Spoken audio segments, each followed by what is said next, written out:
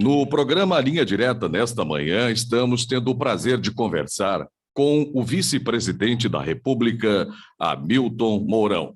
Vice-presidente, sua saudação inicial ao povo gaúcho de Santa Catarina através da Rádio Jornal da Manhã de Juí. Bom dia, vice-presidente.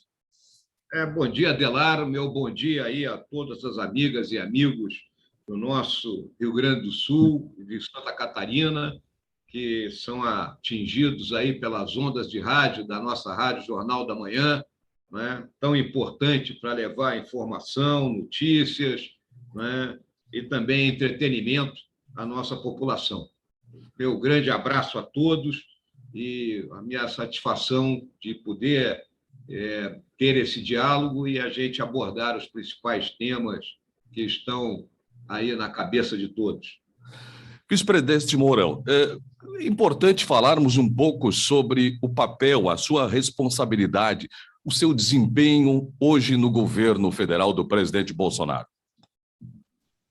Olha, Adelar, a nossa Constituição, né, ela praticamente não atribui, né, missões, tarefas ao vice-presidente, ela apenas diz que eu tenho que ficar em condições de substituir o presidente, eventualmente, né, e também posso receber tarefas extras, né, ou missões extras oriundas aí do presidente da República.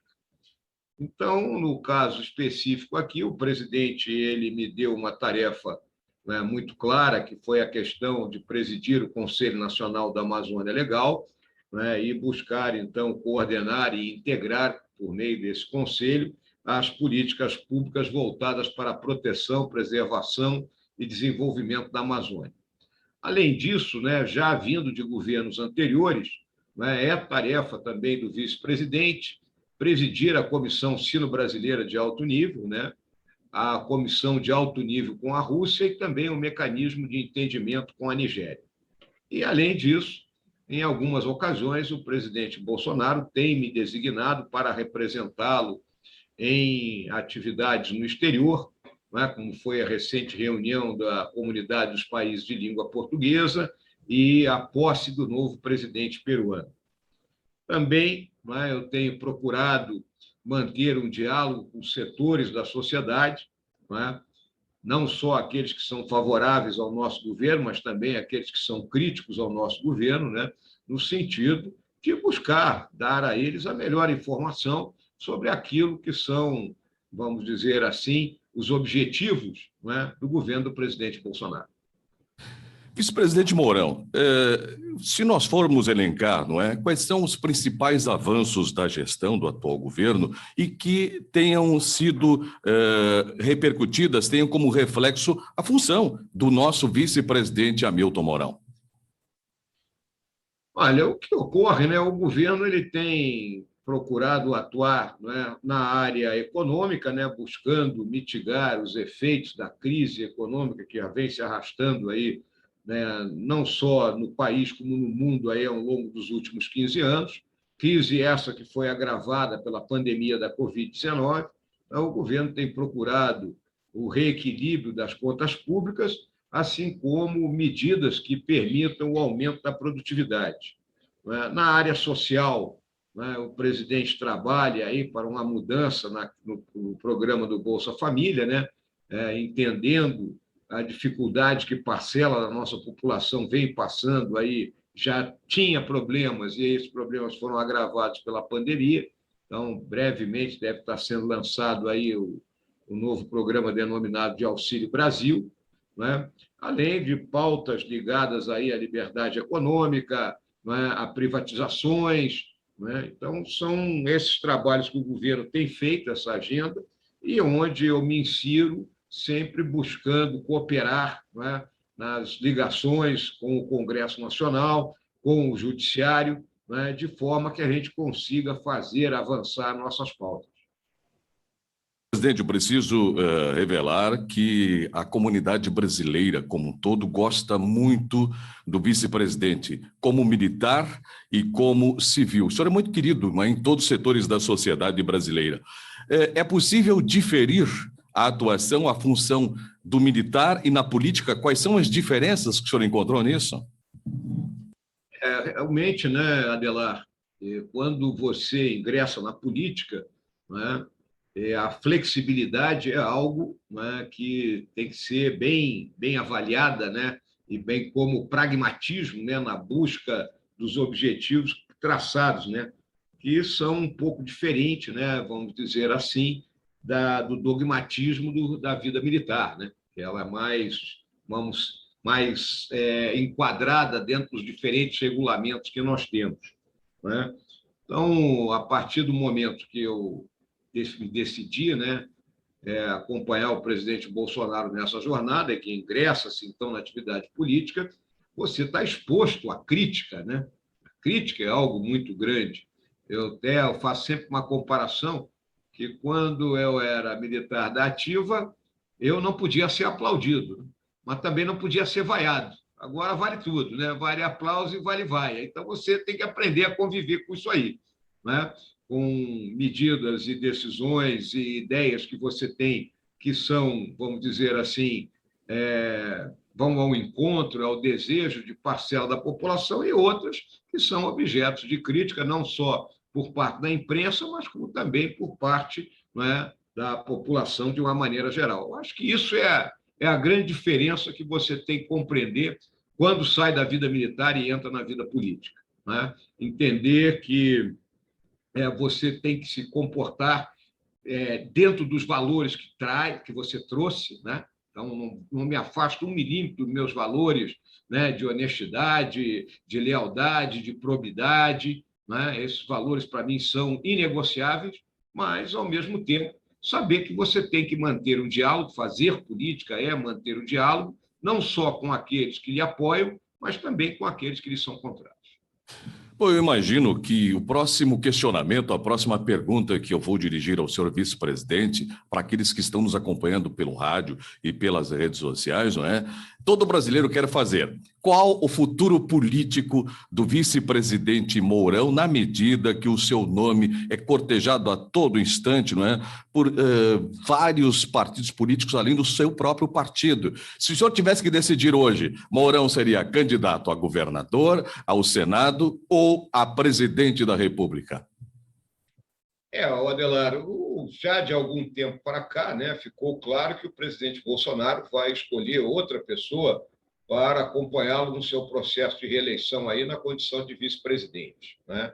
Então, a partir daí, eu tenho 2 caminhos, né? Um caminho é, pura e simplesmente, terminado esse mandato, eu me recolher, né, à minha vida privada, ou então buscar ainda outra oportunidade na política, né? Hoje eu olho com mais simpatia, digamos assim, né, a uma candidatura ao Senado, né? Não é uma decisão ainda, mas é algo que eu vejo que seria, vamos dizer assim, mais coerente com a minha maneira de ser, com a minha maneira de atuar, né? E que eu poderia, dentro do Senado, continuar a contribuir para a melhoria do processo político brasileiro e também contribuir, né, para os avanços necessários ao nosso país, no sentido de que a gente continue, né, a andar no rumo daquilo que eu considero que é o nosso destino, né, nos tornarmos a democracia liberal mais próspera ao sul do Equador, né? Então, essa é a minha visão hoje, né?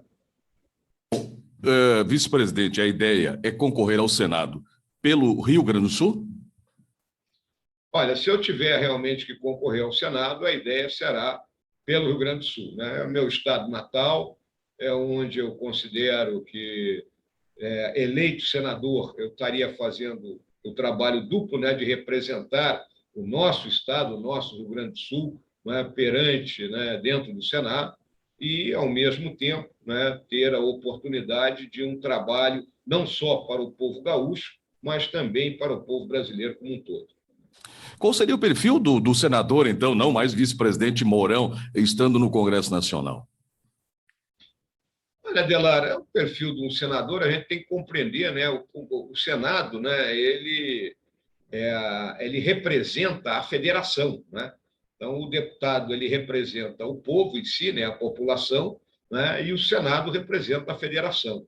Então, os 3 senadores, né? Que cada estado tem direito a ter, eles têm que trabalhar em conjunto, né?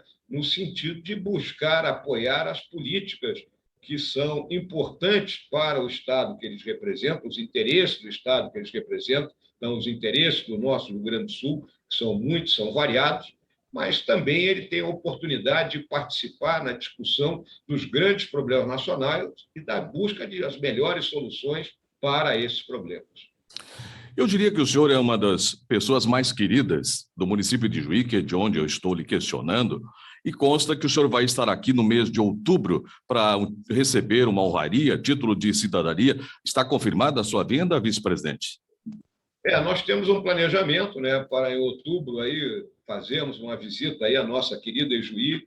Eu tenho, né, um carinho extraordinário por essa cidade, né? Eu conheci Juí há 45 anos atrás, né? Vamos colocar assim, quando eu era aspirante, recém-egresso da Academia Militar das Agulhas Negras, e fui servir em Cruz Alta, e, obviamente, o nosso município vizinho de Juí, eu conhecia naquele momento essa cidade. Vi o avanço de Juí, o crescimento de Juí, né?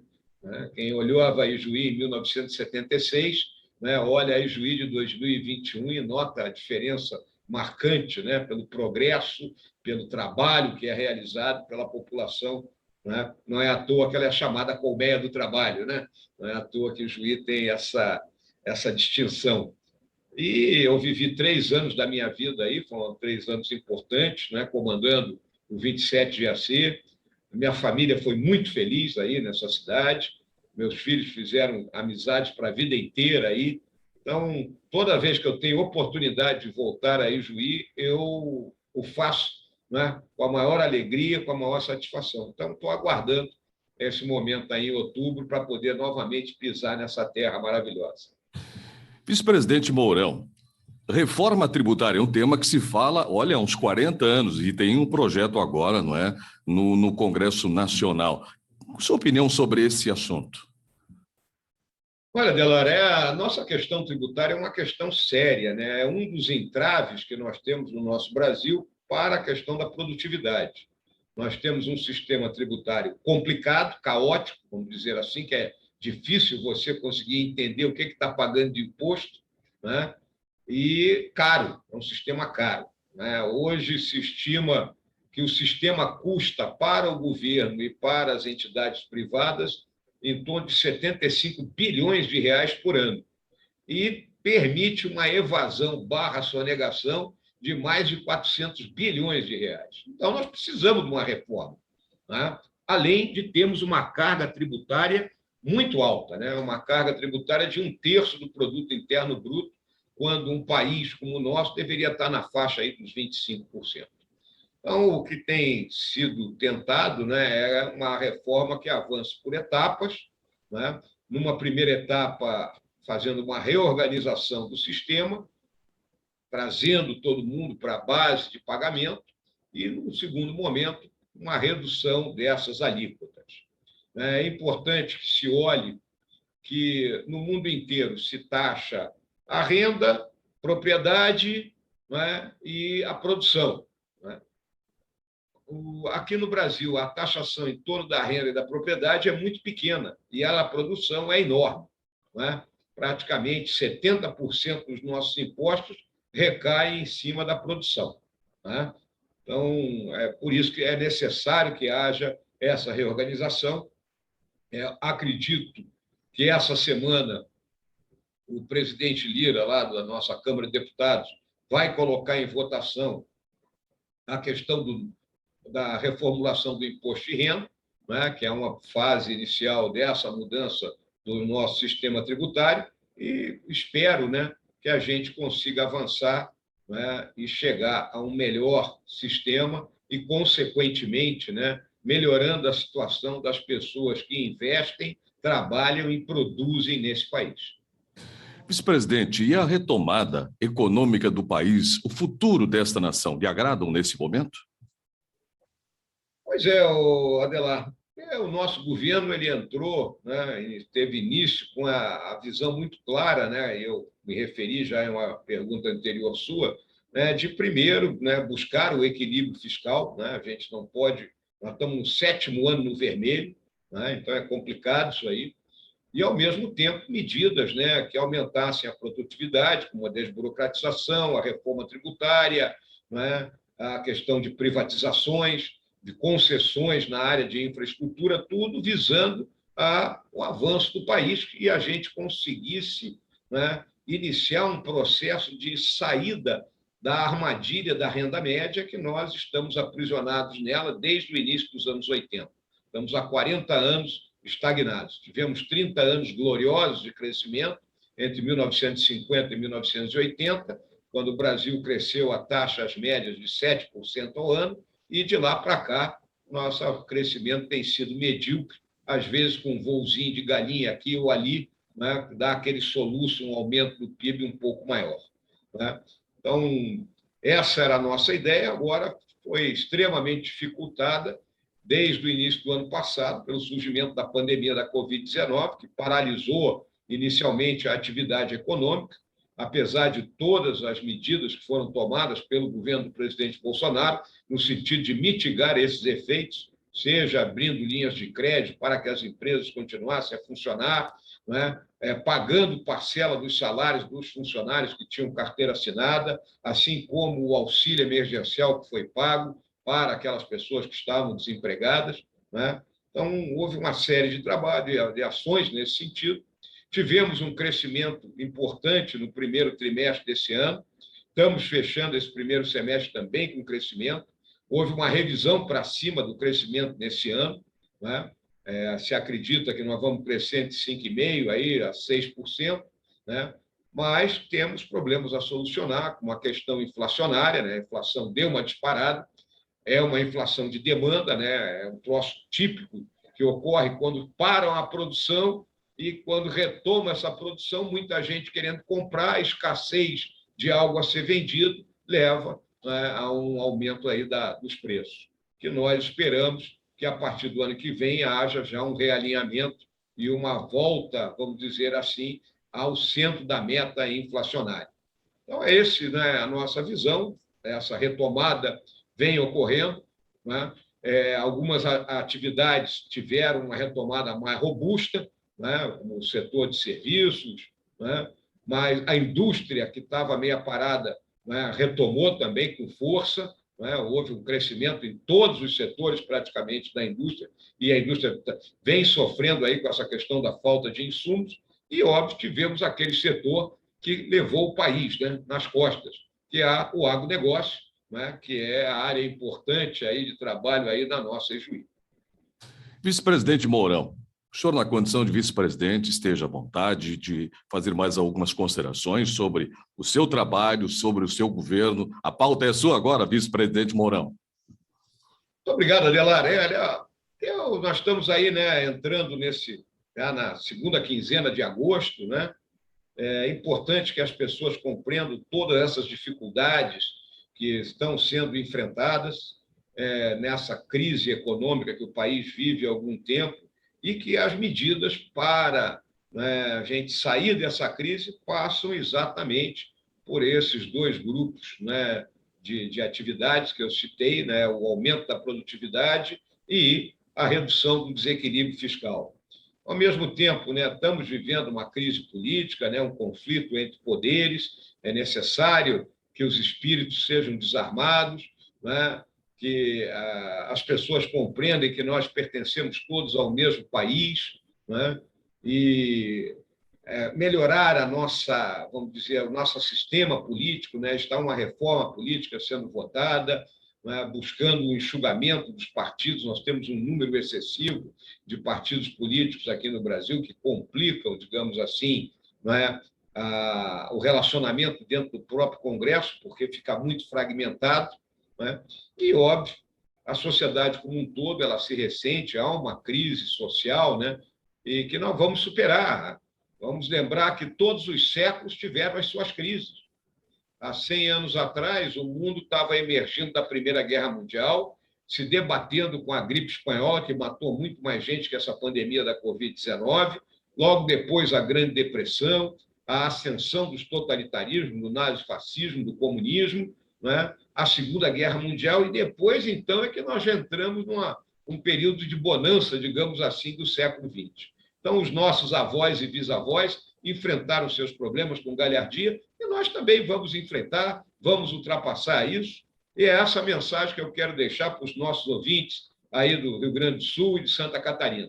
Vamos vencer, podem acreditar. Vice-presidente, me cabe como apresentador e admirador de seu trabalho agradecer a sua gentileza, não é? Com essa mensagem final, então, para o povo aqui do Sul. Grande abraço para o amigo e sucesso no novo desafio, provavelmente, não é? Ali adiante, como senador da República. Obrigado, Adelar, obrigado por essa oportunidade, né? Sempre aqui à disposição para a gente poder conversar sobre assuntos de interesse do nosso país, e, em particular, do nosso estado e da nossa região. Grande e fraterno abraço. Muito obrigado, vice-presidente da República, Hamilton Mourão, conversando conosco aqui na Rádio Jornal da Manhã.